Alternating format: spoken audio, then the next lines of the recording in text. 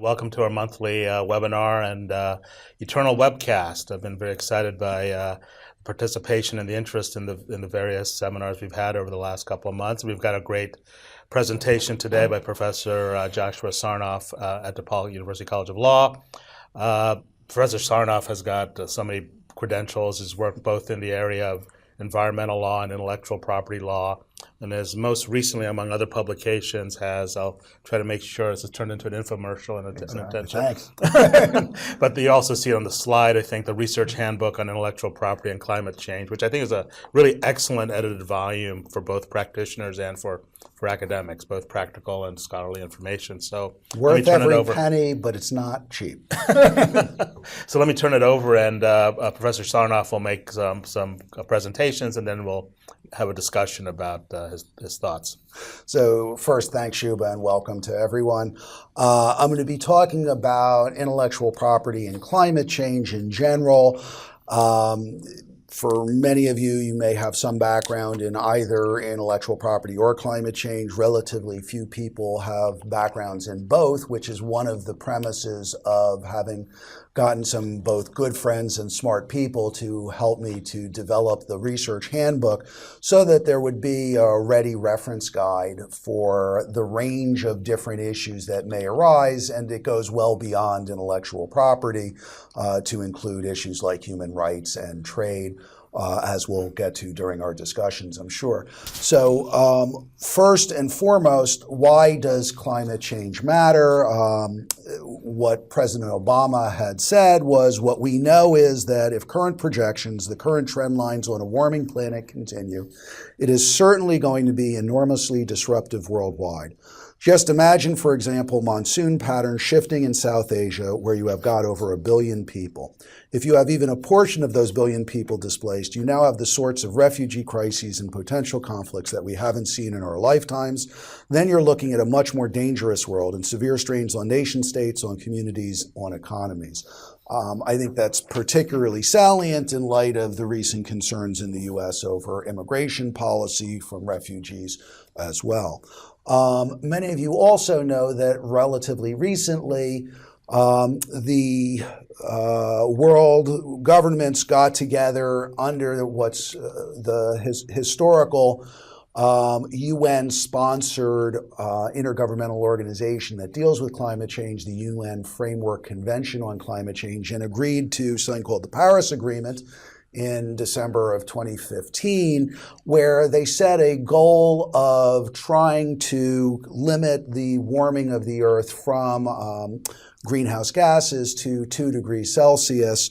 And there's increasing concern that our efforts to control carbon emissions in our ever-increasing economic activity are not going to be nearly sufficient to achieve that goal, and that the consequences of that, which I'll talk about in a minute, are going to be quite severe.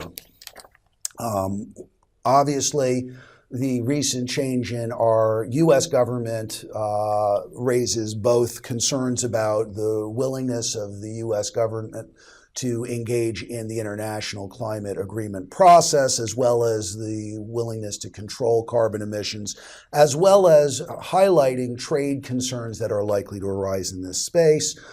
It is important, however, to note that the science is in fact real, that global surface temperatures are rising, that this is human-induced activity, and that the climate models show a range of increasing temperatures, which will cause from bad to worse consequences. And that the problem is obviously getting worse over time, and the longer that we take to try to address these problems, the harder and more costly it will be to do so. That brings us to the real subject of what I'm going to talk about, which is why IP matters to climate change and vice versa. So just a quote from the first chapter, the introductory chapter of the book, which of course I wrote. Over the next few decades, tens of trillions of dollars will be needed for the development and dissemination of a wide range of new technologies to upgrade infrastructure and to mitigate and adapt to the effects of climate change, also called climate change technologies. As the Executive Secretary of the UNFCCC put it, human survival depends on our improvement of technology. Climate change is expected to cause dramatic changes to weather patterns, to adversely affect health, ecosystems, food production, et cetera, to displace populations and interfere with existing patterns of satisfying basic human needs. These developments and the ability of society to mitigate and adapt to climate changes will be affected in numerous ways by intellectual property rights. And the book as a whole tries to introduce people to the different ways that intellectual property rights therefore interact, as well as the international trade and human rights systems interact with these developments in climate change. Again, just to give a little bit more summary for those who aren't familiar, there are very serious consequences that are already happening and are expecting to get much worse as a result of greenhouse gas emissions and consequent global warming. Obviously, these things affect people in different ways at different magnitudes, and some countries may benefit, for example, from increased agricultural production, others won't. One example of the kinds of climate change technology needs that are going to be needed to address some of these concerns are the carbon capture, utilization, and storage. And again, the Intergovernmental Panel on Climate Change concluded that without significant investment and development of these technologies, it's unlikely that we'll be able to limit warming to a 2 degrees centigrade scenario over 40 years. But this is why it really matters, coffee production. So it's going to increase the cost and decrease the amount of coffee, and that's a real tragedy. No, I'm joking, obviously, but it is a real effect. It is a tragedy, but yeah. Right, exactly. On the order of things, it's not what tragedy. Exactly. So again, serious environmental damage and human suffering, obviously trade effects, including potential trade wars. There will be winners and losers from the development of new technologies. There'll be displacement of technologies and substitution effects, all sorts of adaptation strategies to the harms that will occur, and of course, opportunities for technological development, investment, and markets. So with that background, I can just give you a slight overview of the book, and then it's probably good to just start doing some question and answer. Sure. So the first few chapters give an introduction to the book, to the issues, give short summaries of each of the chapters. Then there's a chapter describing the science, a chapter on the environmental treaty context, a chapter on the intellectual property treaty context, because the environmental treaties chose not to address the intellectual property concerns directly, leaving it to the IP treaty context, discussion of IP and environmental treaty development, discussion of developing countries' particular concerns during the negotiation of these treaties, and a discussion of enforcement both at the international level and at the national level of some of the intellectual property issues in regard to climate change.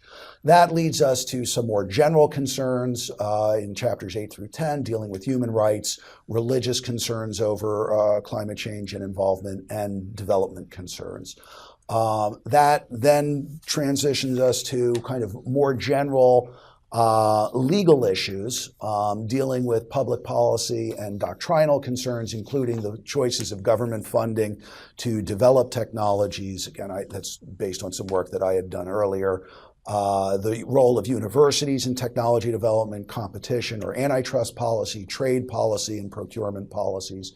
We then get to a range of chapters on the specific IP doctrinal concerns.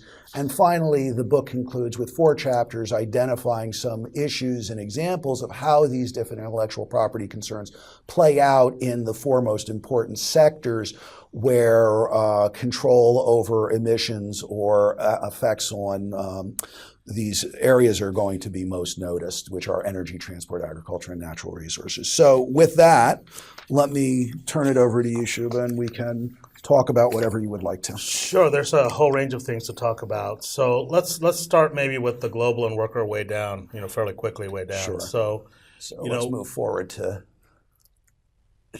Sure. Right. Yeah, okay, some of the global things. Yeah. So let's talk about sovereignty when you're talking about the global notion. So we think about intellectual property regimes as sovereign. How does that fit into the climate change regime in terms of, so to what extent does intellectual property regime, right, facilitate it? To what extent does it hinder the creation of sort of cross-border solutions or responses? So there are at least two generalized responses to the question. The first is that both the carbon emissions and consequent heating effects of greenhouse gases know no borders.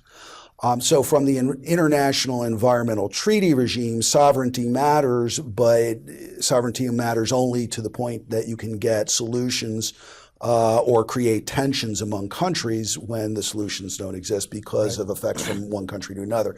Again, I put this up precisely for that reason, which is that in terms of per capita emissions, some countries are emitting at very high levels and others aren't, and that creates obvious concerns for both sovereign solutions to international problems.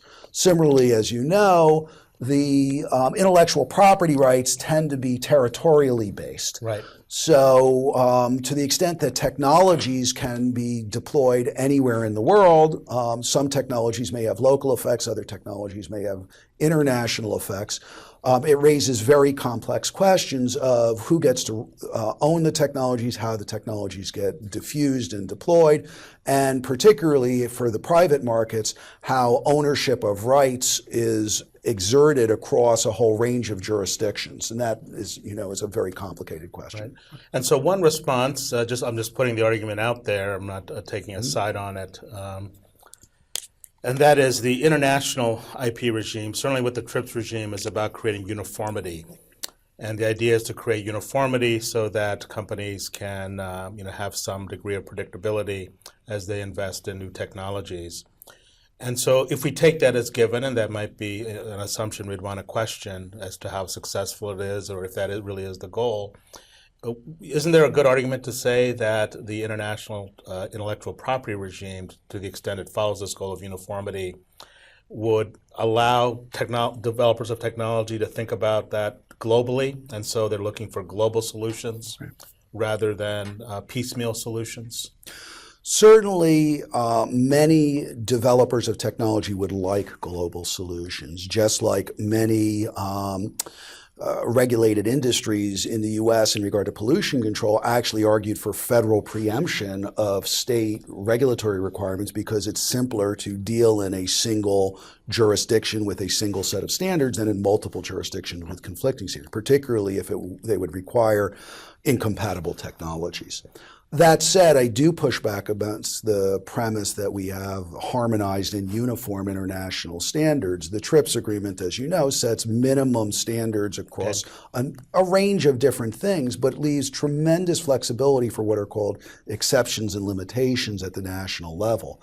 And those issues, when pushed, have created significant tensions. The most obvious one is relatively recently in the news because when countries realize that under the international standard for compulsory licenses in the TRIPS agreement, an importing country that didn't have production capacity could issue the compulsory license, but the country that had the production capacity couldn't compulsory license for export to that country.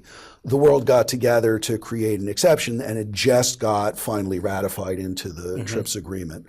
That said, that's only one example of where the uniformity was challenged by national governments in certain circumstances. Again, it's not uniform even then because it's only exports where there's a need for certain kinds of countries under certain where they don't have the production capacity. Yeah. So there's a whole range of problems in regard to trying to dictate uniform solutions, but it makes technology development and technology management very difficult.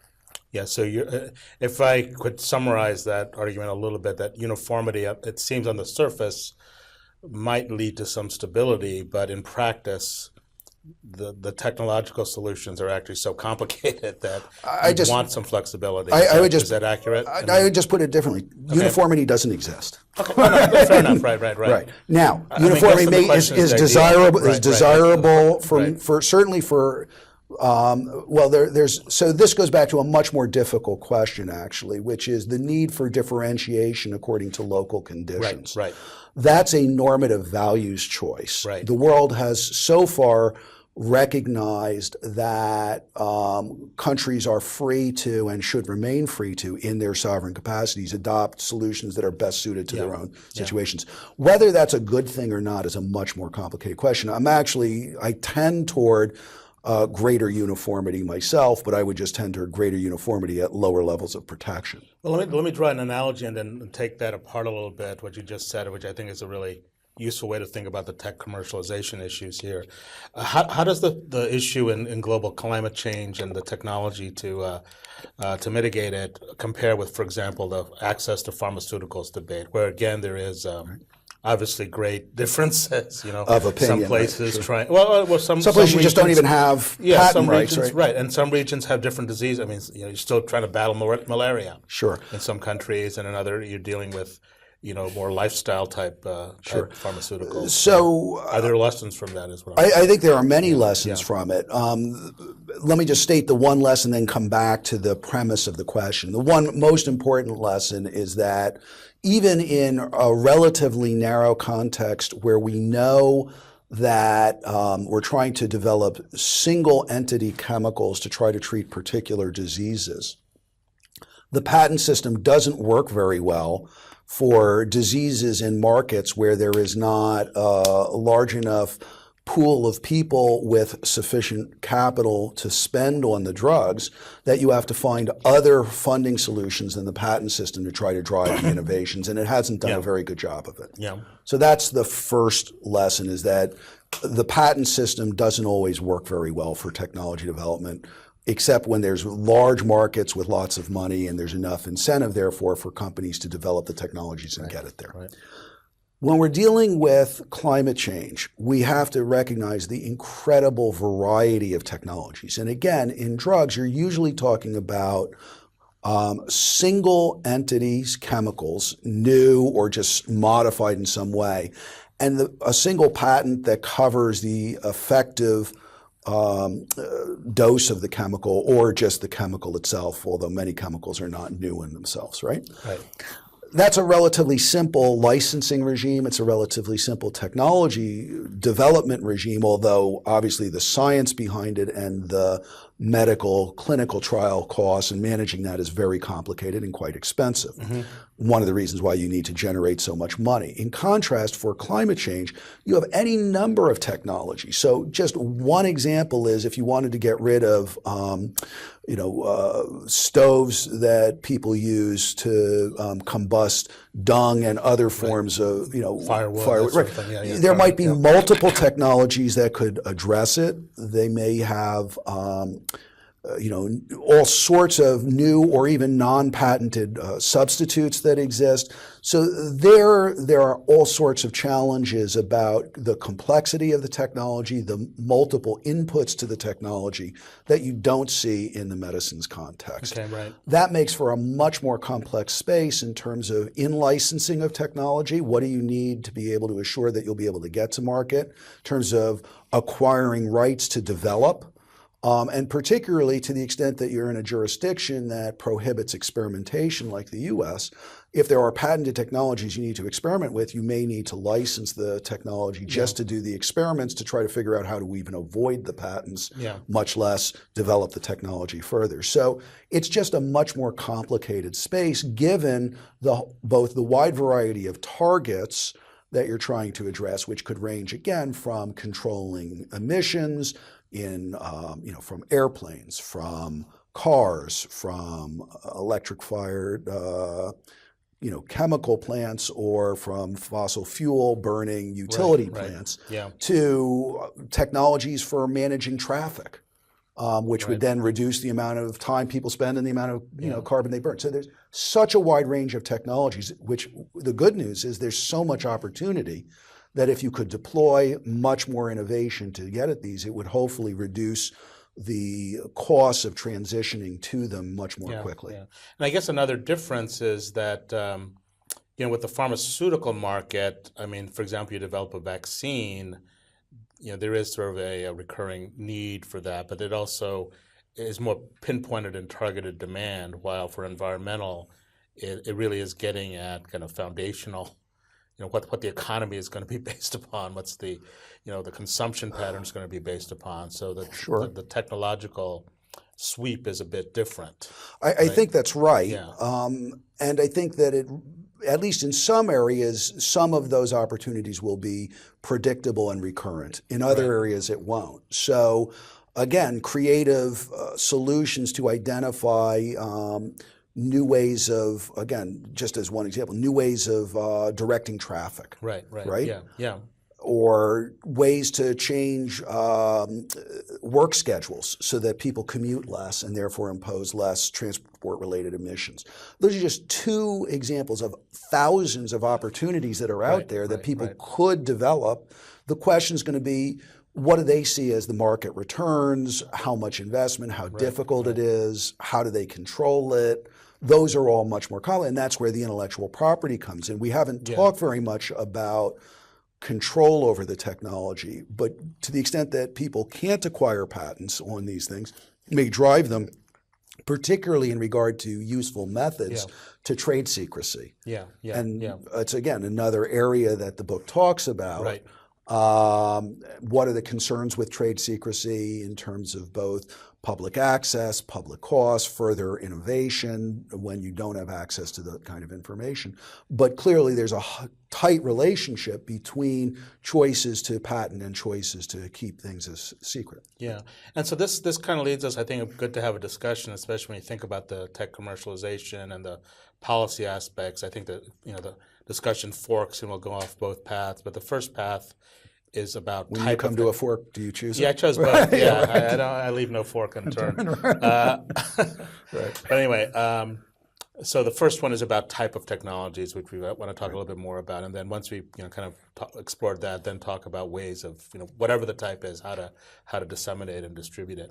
So let's talk about type. I mean, sorry, go ahead. You probably have a slide that answers all this. Well, no, but I thought it would be useful to actually talk about the different kinds of technologies in energy. And I think the way I'd like to think about it, and obviously break the way I frame it, is, one way to deal with climate change and environmental issues is to just limit consumption, right? You can think about that as the Gandhian solution or something, right?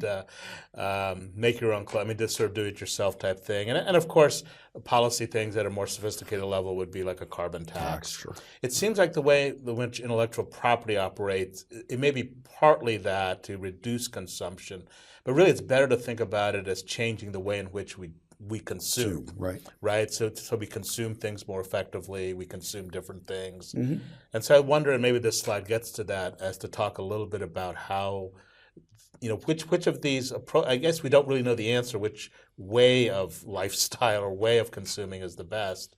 But I think there may be political resistance to just simply saying consume less, right? Which is why a carbon tax, which may seem like the economic sensible solution, may not be politically feasible, and therefore looking for technological solutions has been, and the argument could be also for looking at technological solutions about changing the way in which we consume, is that there may be two returns. One is in terms of consumption changing, but then also on the production side, firms have to develop new factories, it creates new industries, that sort of thing, which something like a carbon tax by itself may not do. So that's potentially an argument for why a technology. So I was wondering if you want to maybe talk about that a little bit, as well as thinking a little bit about the different types of, or discussing a little bit the types of technological solutions, which I think certainly, and again, I'll come back to the specific technologies and the consumption choices in a minute, but even if you develop into new technologies and you then therefore develop new forms of production,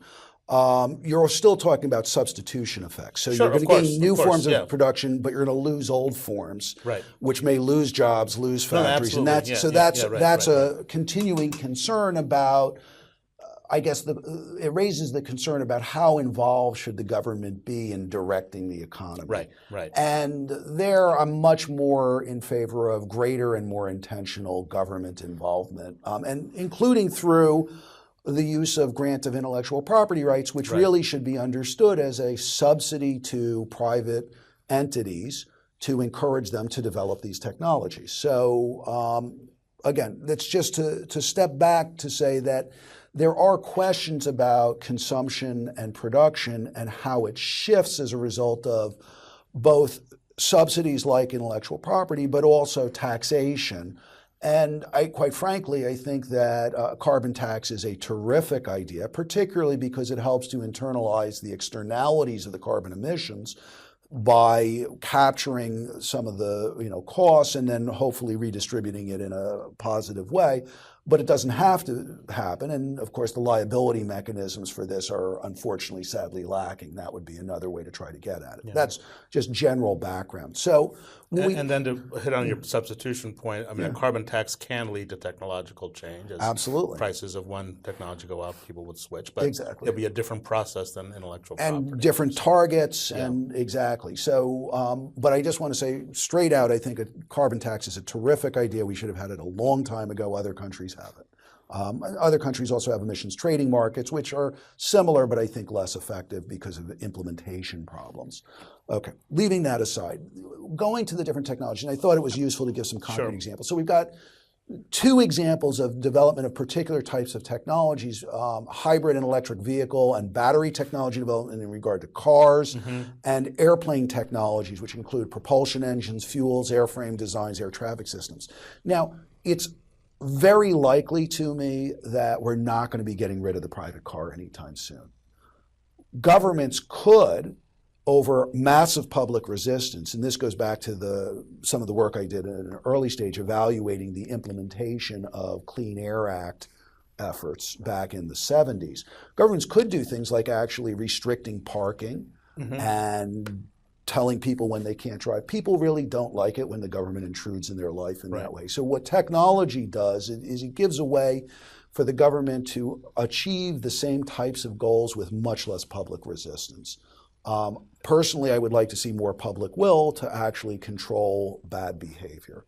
But again, this is a way to get at it. So I don't think that we're going to be restricting private car usage, although we could. Instead, what we do is we give mass transit subsidies through usually payroll taxes or these kinds of plans that you can deduct. You get it tax-free if you get your subway fare. Yeah, exactly. Lots of ways the government is involved in trying to change those behaviors, but the easiest way is low-cost substitution through new technology.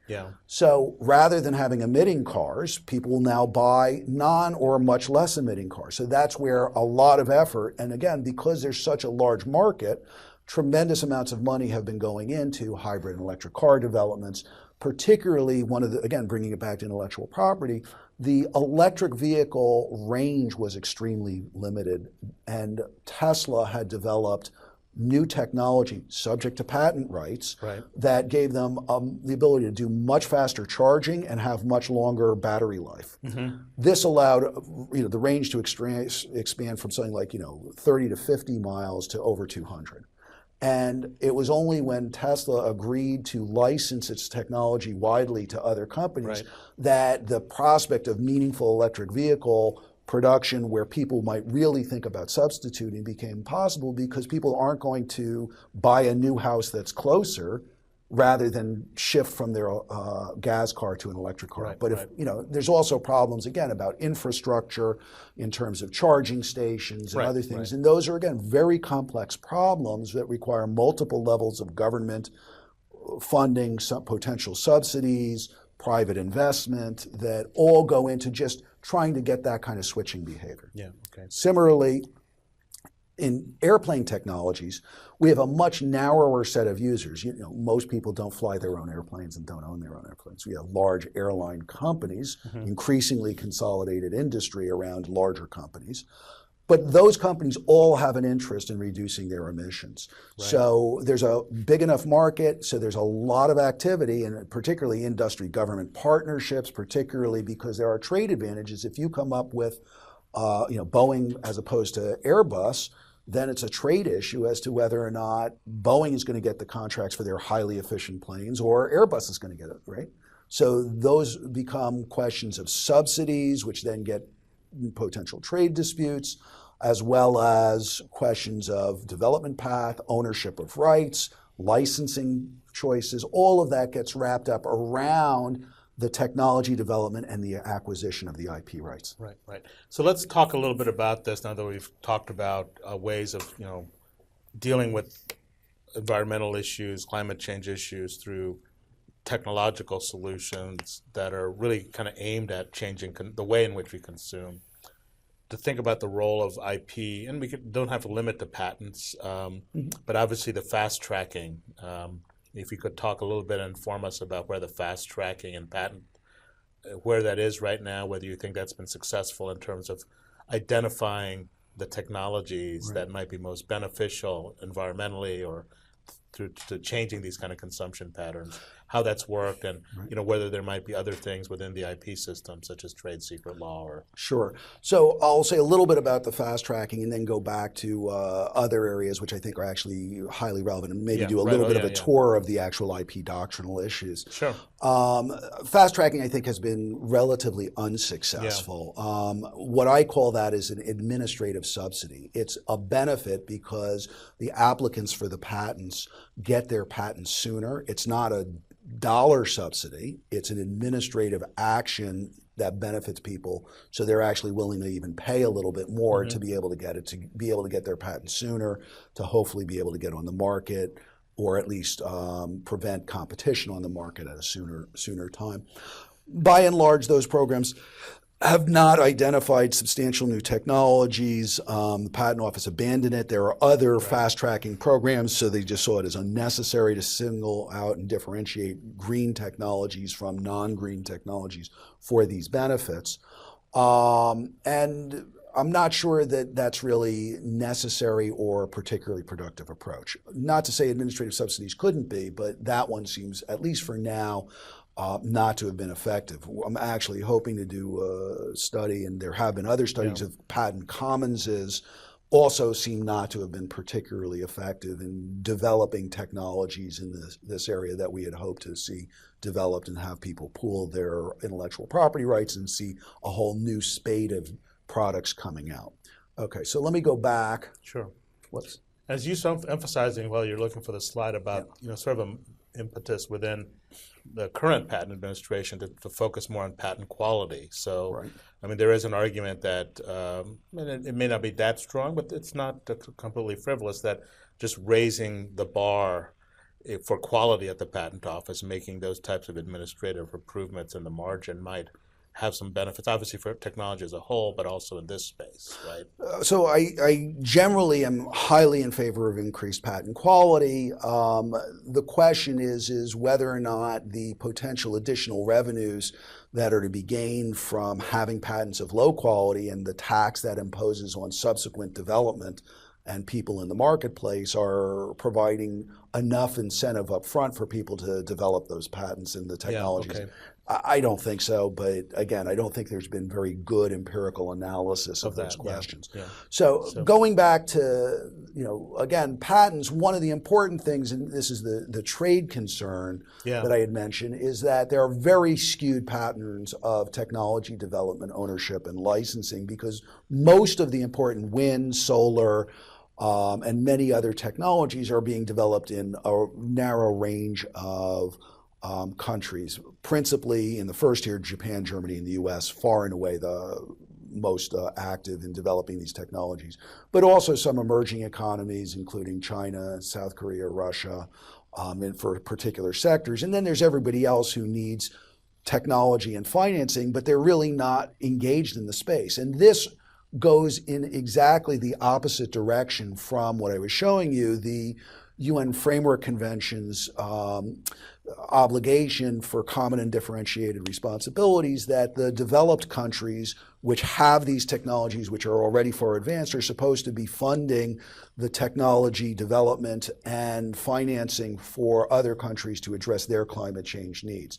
So if these are the countries that also own the patent rights, presumably they're actually extorting or expropriating rents from the countries that they're supposed to be sending the money to. So there's a big tension at the heart of the international patent system in regard to this. I won't go into it, but there are a number of different alternatives that I've identified to the extent that really important new technologies get developed. such as, say, for example, really efficient carbon capture for coal. Many countries are going to want to use that technology, and if it's not licensed widely and at low cost, there's going to be all sorts of pressures from governments to compulsory license or to break the patents or whatever, and I had identified in some of the work as well as a chapter. I want to ask you about that in more detail in a few minutes. Right. So, yeah. Some various actions that could be taken that would be both legally permissible and more likely to be adopted. As we had mentioned, trade secrecy is really even more of a concern, particularly to the extent that there are methods of efficiently, for example, spooling energy through grids that reduce the transmission losses and therefore reduce the need to generate power in the first instance. These are going to be incredibly valuable things, and again, because it's hard to keep knowledge to yourself, they may end up being controlled not through patents but through trade secrets. Right. And then if they're not willing to be licensed at low cost because they don't trust that they can keep the information secret or what have you, it's not clear how governments would compel the sharing of that kind of technology so other countries could benefit at lower cost. The one that I really wanted to get to, though, is copyright, and then in a minute, trademark and certification marks.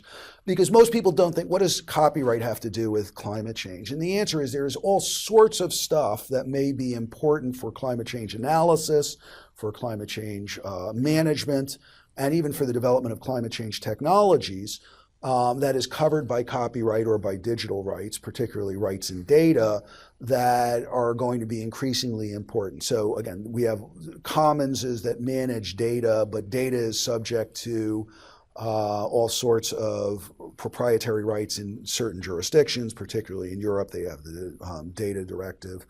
But also, so much of the information is generated by government, and the question is, can the government own it? Can the government charge for it? Can the government license it widely? So copyright is going to be a very important issue. In addition, the ability to interoperate, so software, which is covered by copyright, as you know, in managing, again, say electric grid spooling, right? Not only are you going to, want to know about who owns the rights to that software, but you're also going to want to be sure that when you are connecting to other parts of the grid, that you can interoperate. And the question is, how do we allow for competitive development of technologies that would then interoperate in the grid when some of it is covered by software, if you can't decompile, can't reproduce, et cetera. So 2 points about that are interesting. Obviously, the Volkswagen dispute regarding environmental sort of implementation and regulation and how software can be used in a negative way, right? Yeah, just the technology being used in that way. So that's kind of an example. And obviously, with the development of electric cars and these types of robotic technologies, those issues will probably just replicate themselves in some way. I guess another issue that I guess is very pressing to talk about now is and I wanted to talk about this in the context of our discussion, so it's good that this came up, is government data. Which, the copyright status of that, can be relevant, especially as, we know what's happening now in terms of access to a lot of the government databases. And there was a movement, and maybe you can talk about this a bit more knowledgeably, to sort of download data, store data, find harbors for data, so that we have access to the information. But government data is not copyright protected, right? But it is protected by government power, essentially. Right. So again, the government generates all sorts of important data. So the geoinformation systems, positional data itself was government developed, a conscious decision by the government to make it freely accessible, on which all sorts of useful technologies have been based, including Google Maps and other things which access to this geopositional data structures. Similarly, there's all sorts of data that's been developed around climate change emissions that's been located within the Environmental Protection Agency. And there was a real concern with the change of administration that this data would no longer be available to scientists and researchers. So there was an effort, particularly by some institutions in Canada, to get copies of this data and preserve it and make sure that it would be accessible after the change in administration. Again, there are two aspects of that I want to emphasize, and you've already hit on one. One is that this is data that's actually owned and managed by the government, without really regard to intellectual property rights. Right, I mean, there's right. contractual access, Right. which effectively is feel free to use it till now, and we'll see what happens. And I should, I mean, just to clarify, so because we need to distinguish between data and databases, because data, I mean, there's a trade secrecy aspect to data, but it's not protected by Right, but the copyright, trade so- secret data is not stuff you're making readily accessible to the Exactly. public Right, on the and web. that's a separate right? issue. That raises separate issues. Right. Exactly. Right, exactly. Yeah. So, and again, so one concern is that, again, the government may not be developing the data and intending to keep it proprietary, but may not make it accessible. There's a big cost to maintaining the infrastructure, keeping it updated. If the government loses interest in it, then that data is no longer available for further development and research, further technology development. The other issue is a much more difficult one to get your head around, and that's, you know, a lot of data is being developed by scientists individually in different institutions. Where are the incentives for them to pool and share the data? So some of it is basic human interest. So if you go back to the Human Genome Project, Right. the Human Genome Project, there were a number of scientists who agreed, in part because there was a breakout from one scientist to try to develop proprietary rights in the genetic sequences. Once they had developed the machines that could really rapidly sequence DNA, to get patent rights on that. And the other scientists came together, particularly around efforts at NIH, to say, no, we're going to pool our efforts, we're going to make this publicly accessible, we're going to publish it so that it will become defensive against other people getting the patents. But it's that public-spirited motivation that was the driver there. It's not always clear that that's going to exist in these contexts. Right. And it raises a very difficult question about what motivations and what rewards do we give to people who are increasingly uncertain about their job futures and may now be thinking more commercially about rather than public goods in that area. The last area I did want to just mention, after data, and again, data is really a critical issue, is trademarks. So there's a huge role that's played by, and it builds off of the last comment about public spiritedness, right, that the market itself plays in regard to climate change. And we know that, for example, in regard to the Volkswagen debacle, a lot of people bought those Volkswagens thinking that they were getting a more efficient and more climate-friendly car. And they really felt betrayed by Volkswagen as a result. When they learned that actually their emissions were much worse and that Volkswagen had consciously lied about it. This is where the consumer role could potentially play a real part, to the extent that companies see consumers are willing to spend more or choose their products preferentially because of their environmental effects. That's a powerful force driving investment and innovation. Certification marks in particular. Almost everybody buys Energy Star appliances now because it's more efficient. They think they'll both save money, and they're doing a better thing for the environment by but there are all sorts of complications that arise in terms of consumers' ability to differentiate, willingness to pay, green fatigue, and particularly greenwashing, where people make false claims. So enforcement at the government level of the certification standards and making sure that people are actually conforming to them or pulling the certification marks, all of this becomes a really big issue for using the private markets to build off of the consumer goodwill. Hopefully that goodwill will continue to exist and will even expand as the consequences of climate change become more severe.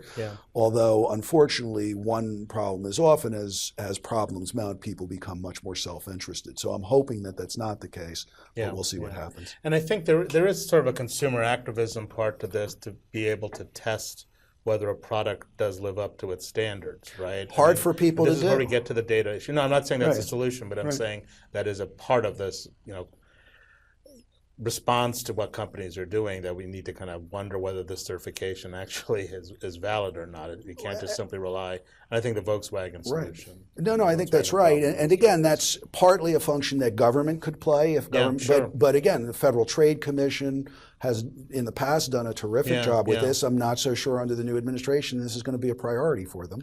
And similarly, though, to the extent that the government isn't willing to police these kinds of markets, similarly, that's what they do in antitrust policy. Then private entities can go into this area and actually try to test certifications. But that costs money. And again, the question is, who is going to pay to fund these entities who are doing that kind of public regarding work? I mean, That's a hard thing. And in the Volkswagen situation, it was university research, if I remember correctly, right? Who kind of found some inconsistencies. Yeah. So let's move to, we've talked about, some great issues here and talking about the intersection.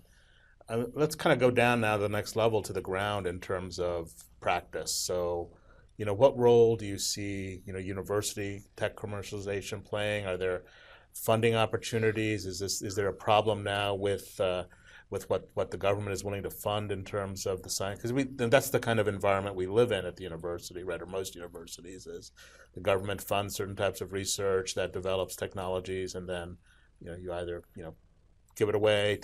So how do you see that environment changing, or how that's? So I think that things are getting more uncertain, and uncertainty creates opportunity. Right. So I think this is a wonderful time to be in the university tech transfer space, because if you think about all the things that are going on at your university, and you think about the potential social applications of that research creatively, there are going to be tremendous opportunities to identify market demands which are public regarding, socially beneficial, and potentially lucrative. Right. The problem is attracting upfront funding for those is going to be increasingly difficult. Right. And then the real issue is two issues. The first one is the greed factor, right?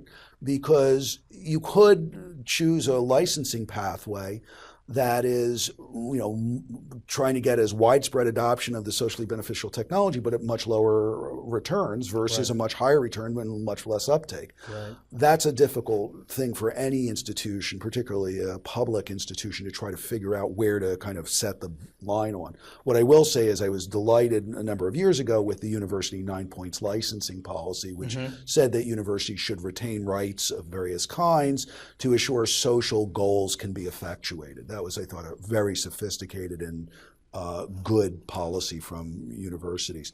The second problem is not just attracting the funding, but I mean, it's been the case historically that most university tech transfer offices lose money. There are a few make pile, but most lose money. So it's kind of like playing the lottery. And you don't want it to be a regressive activity, but at the same time, you really need to hire really good people who aren't being paid enough in these jobs to actually identify these market potentials and to understand enough about what's going on in the university research to be able to then make the costs of those offices pay for themselves. Right. That's hard to do in a university environment that is already under stress for all sorts of reasons for funding. So I guess my suggestion is so many social opportunities. I just hope that sophisticated university upper level management says it's worth investing really highly, even if it's a regressive thing, not because of the returns to the university, but because of the social value that can come from the research. Well, I guess one of the interesting questions here, this goes back to what we were talking about earlier, and also to your work on the Science Commons, which you've written about. It's just the basic understanding in this area. I mean, do you think the science, the underlying engineering is there, or is there some sort of a paradigm shift that's happening? Because there's so many moving pieces here. Sure. I mean, so you see a lot of universities, focusing on biotech and that space, partly because the science has developed to a point. Are we there yet with climate science, or? I don't think we're anywhere close with climate science, and partly because there's so many different areas that are relevant. Again, just to give you the examples which I wanted to go to. So food, agriculture. Here bioscience is highly relevant. Thinking about lower energy input crop development, for example. Lower fertilizer, which then means lower chemical inputs and lower energy to make the fertilizers. All of these are areas that are potentially lucrative, potentially socially beneficial, but I think are underfunded in various ways, even though there's a recognized opportunity. And partly, again, that may be a function of the consolidation of industry and the relationship, therefore, between the university scientists and the industry that largely funds it. Conversely, forestry management, right? Very underfunded area, I think. All sorts of things in terms of data analysis, ecological sciences that would be incredibly valuable, not being developed enough. But it's going to develop over time. And as it develops, the key question, again, is going to be, how does the university recognize the opportunities for technology development and social uses so that it can go from the university level research to the manufacturing and distribution markets. Just for the last one, again, going back to the energy, right? This is the area where I think there's going to be there's such a widespread approach to the different things one can do with energy that it really depends on what you're talking about. So again, new nuclear power. Who knows where that's going? There seems to be an effort to try to do it. Lots of regulatory constraints, particularly after Fukushima. Yeah, right. Versus carbon capture and storage. I mean, we now have this idea that we're going to bring coal back. So if there is an effort to bring coal back, there's going to be much more investment in trying to then put more coal carbon capture. So again, it's going to be a much more heterogeneous set of issues, much more heterogeneous funding, much more complex market structures, I think, in energy developments across a wide range of technologies that just make it really complicated, which goes back again to hiring good people in these university tech transfer positions who can really understand both the university science and the market structures. And also university research that focuses. I mean, it's interesting to compare these different areas. Like you think about the chemical field, there's a lot of interesting research in how the development of the periodic table, formalized that science that then allowed for developments in chemistry and then allowed for the patenting. Right. One of the criticisms of software analyses of software patenting has computer science developed? And certainly it has developed. I'm not trying to say anything negative about computer science, but if you look at some of the debates in the 60s and 70s over software patenting, there was this, I think, underlying it just sort of a miscomprehension, not just simply among judges, but just in the field, what exactly is this thing called computer science? Right. And I guess what I'm understanding from you is, as I see it, some of those issues do come up again in the environmental science area, but there are some places where we've got a consistent methodology for discovering things, and then we can feed into that for patenting. Yeah, so I'll say two things about that. The first one is that one of the biggest differences is precisely because of the periodic table and chemical nomenclature. Right. We know what it means when you have developed a new chemical. We may have a little bit of difficulty figuring out what that chemical structure is, and particularly when you're dealing with 3D structures and torsion twisting of proteins, things like that. Right. But we have a chemical terminology. That's what makes those patents much more understandable, and it avoids some of the problems of patent trolling. It's why, again, one chemical, clearly defined, we know what it is, et cetera. Right. So there are reasons why other areas like software are much more problematic in terms of just the basic patent law doctrines because of the lack of terminology. Yeah, right. The second thing that I wanted to say, and this goes back to some work that's not in the book, but my kind of other work on what can and should and what also cannot and shouldn't be patented, is that people have forgotten the basic idea that basic research, fundamental ideas, should not be patent eligible. Yeah. And we have all sorts of difficulties trying to figure out what kinds of applications of those ideas should be eligible. Yeah. And it's particularly pronounced in the patents and the software space. Yeah. That's where the difference between, well, is an algorithm the application of the idea, or is it the idea itself, becomes very difficult to distinguish and therefore becomes doctrinally very hard to manage. I think those issues really are in need of a much better collaboration between computer scientists and patent lawyers to try to figure out ways to explain better what an algorithm is and what kinds of ideas shouldn't be capable of being patented, because we want people to be able to use them freely to do other stuff in computer science. And that's relevant. We may have wandered off here, it sounds like, but I don't think we have, because a lot of these environmental technologies, and I want to get back to the electric car as the way to end our discussion or wrap up our discussion, are going to be software based. There's going to be a very important component that is you need to have Again, some just developments in the software, managing hardware electric piece, distribution across a Yeah, grid yeah. is going to be software based, Right. Exactly. And we can discuss. I want to wrap on other things, but Sure. I don't think Alice would be a prohibition there. I mean, I don't think some of these cases. My instinct there's is there's a hardware application there that. I agree. My instinct is that most of the kinds of technology-based applications, other than things in agriculture,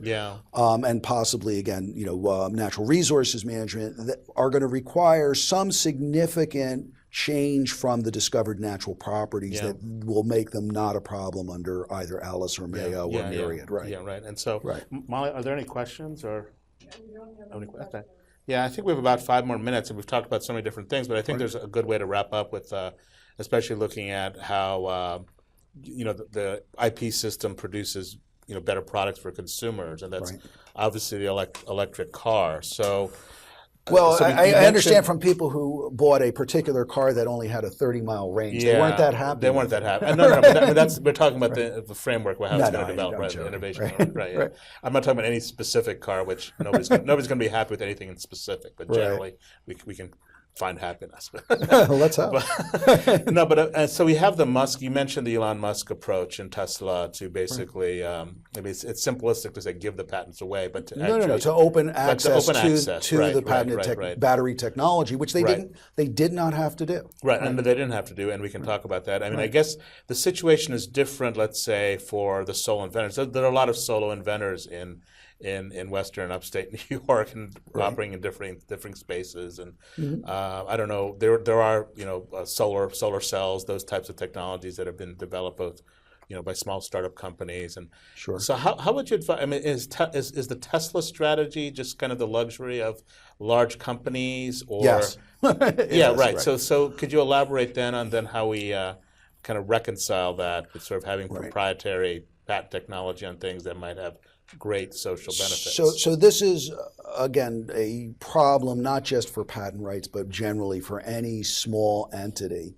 Right. That the whole reason in that these entities are seeking patent rights is particularly to have some leverage against large companies that could just take the technology and develop it themselves. Right. And these individuals, particularly, or even just small businesses, don't have the capital to engage in patent litigation. It's just $500,000 to get you to the first level of discovery is just far beyond their capabilities. So you have 2 problems, therefore. The first problem is, how do they attract enough capital to be able to develop it when, say that, somebody is using their solar and they figure out a good way to deploy their particular array, and they realize this is something that could save a lot of money for everyone else, right? Just one example, right? It's probably a patentable method, right? Assuming that it's new and non-obvious, and I'm assuming it is. But how are they going to actually develop it? Because they don't have manufacturing capability. They need to explain it to someone else. Arrow's information paradox. Yeah, right. If they do acquire patent rights, then other people can develop the technology and they can't sue them. So the right answer is they're going to have to learn how to engage in a game of trust with entities that are big enough that they'll be able to either invest directly or acquire the technology from them. And then those people can play in the patent system. It's not a good position for small inventors to be in. I just don't know what else they can do, right? Right. So the first thing is to find trusted larger players who you can actually hopefully be treated fairly by, who are willing to either, as I say, invest in you and then be able to take on those risks. What is nice is that there's a developing market in insurance for and against patent litigation, which may actually help here to some extent. The second thing I would say is that often, and this is the really important thing, inventors are not good business people, and they just need to acknowledge that and say, I need help. So the person who figured out the way to deploy the solar array, they're great at figuring that out. They are not good. Okay, so first, do I need to incorporate? Right? Yes, right. What kind of lawyers do I need? First, let me tell all my friends about this great new technology and lose my worldwide patent rights before I talk to them. They just need help. So The other thing that can be done is, particularly through inventors groups and through university clinics and other things, to just get basic information about that early stage startup space would be incredibly helpful, I think. Okay, that's great. I think we're reaching the end. Do you have any final I guess what, well, first, buy the book, right? Can't resist. You know, these are issues that are not going to go away. The concern about climate change is likely to exacerbate before the world is engaged in serious technology development or regulatory control measures. The Paris Agreement was a terrific first step. It looks like the U.S. is backing away from its commitments under it. That's going to exacerbate all sorts of worldwide tensions. So the one thing that I can say is that those issues and how they develop and how we end up in a new technology space in the future is going to be highly dominated by intellectual property policies.